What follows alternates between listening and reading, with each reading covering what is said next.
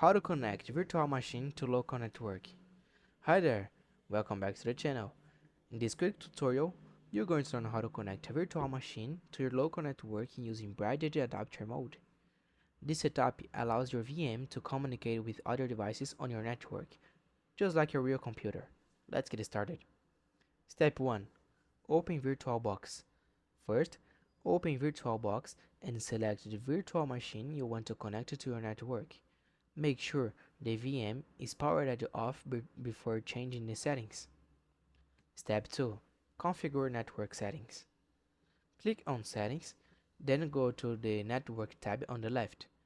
Under Adapter 1, check Enable Network Adapter.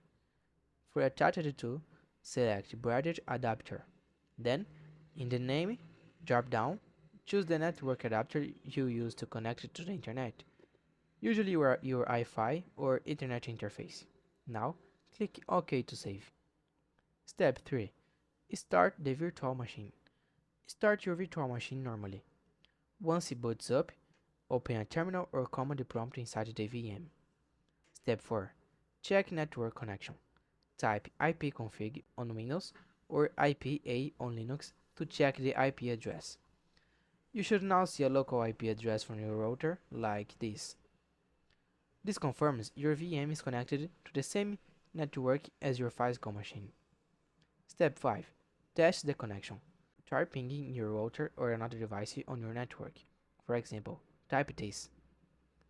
If you get a response, your VM is successfully connected to your local network. Final tips.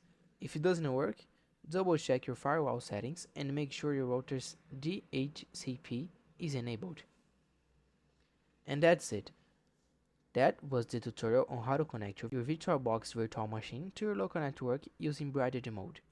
If this video helped you, feel free to like and subscribe to the channel for more tips like this. Thanks for watching, see you in the next time.